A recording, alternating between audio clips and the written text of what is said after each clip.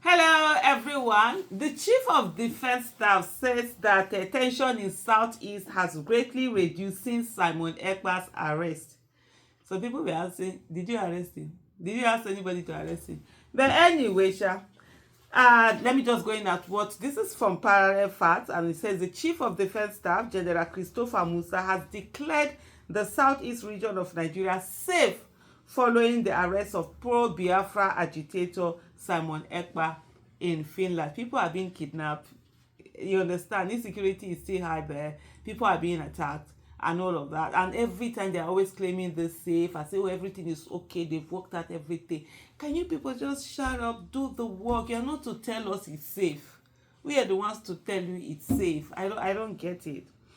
While addressing the House Committee on Defense during the 2025 budget presentation, Musa explained that Ekpa's apprehension by Finnish authorities has significantly reduced insecurity and criminal activities by unknown gunmen.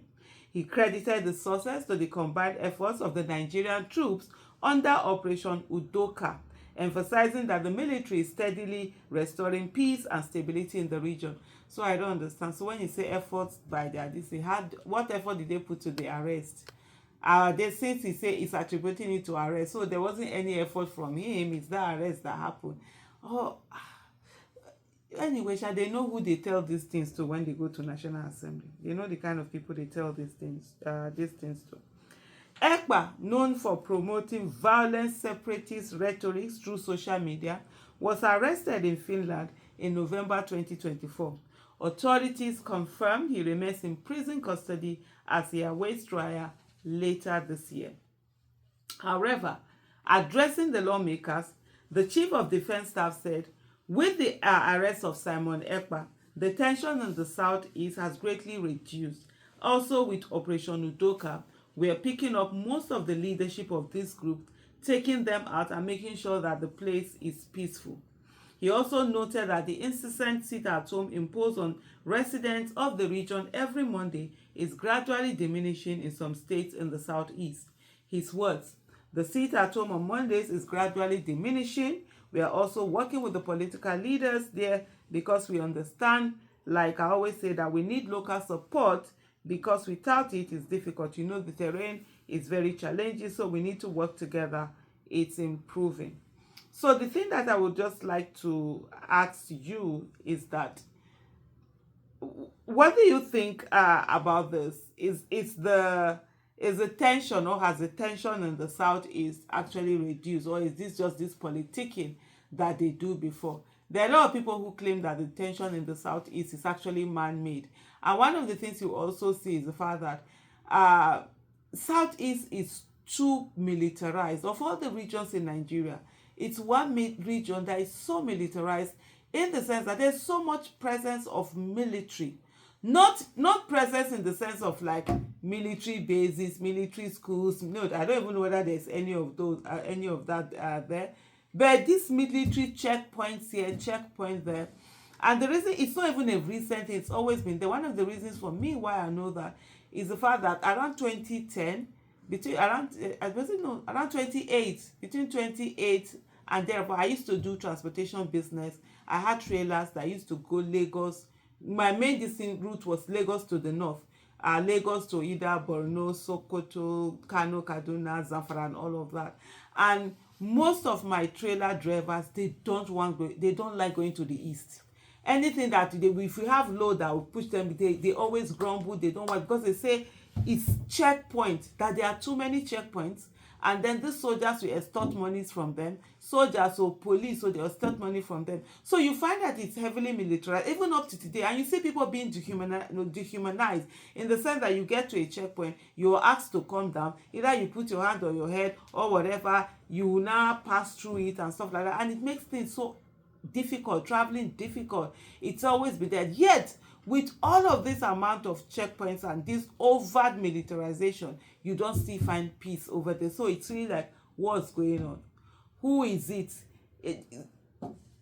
A lot of time when there's kidnapping, these kidnappings happen not too far from, whether it's in the Southeast or other region, not too far from where a checkpoint is. And you're wondering, are they in connivance? Are they working together?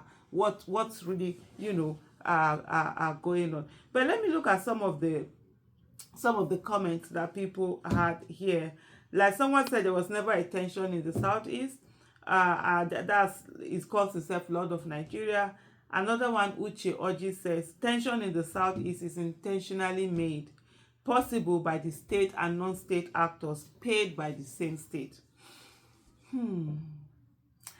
If you are not Nigeria, you say, what's this nonsense that this person is saying? But I bet if you are Nigeria, it sort of like makes sense. Then another one say, now you arrest him and being now you suggest for Finland government to arrest him. You want to take glory on something you know nothing about. I honestly, this is also my sentiment, because he really appeared he's taking glory for something that he knows nothing about. You guys didn't initiate anything, and then you're saying that has diminished it. That it's not really about what the work that you've done. And these are people, they just go in there and all they want is more money being allocated to them. Insecurity has become a source of livelihood for a lot of people in Nigeria. It's almost an entrepreneurship. It is an entrepreneurship. It's business. People are making a whole lot of money out of it. And so it's almost as if there are people who don't want it to end. And you have this opaqueness, the whole thing about the budget, arms purchase, whatever. They are done. There's no transparency. They are done in secrecy. It's shrouded.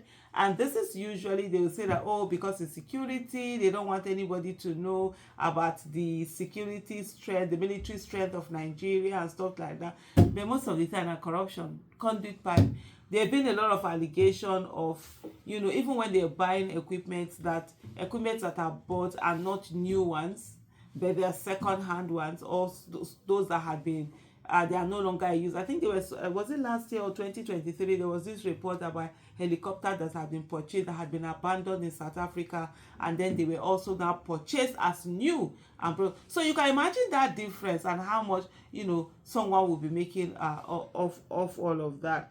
And then someone, of course, the question says, which tension? And someone here said, he will soon be back.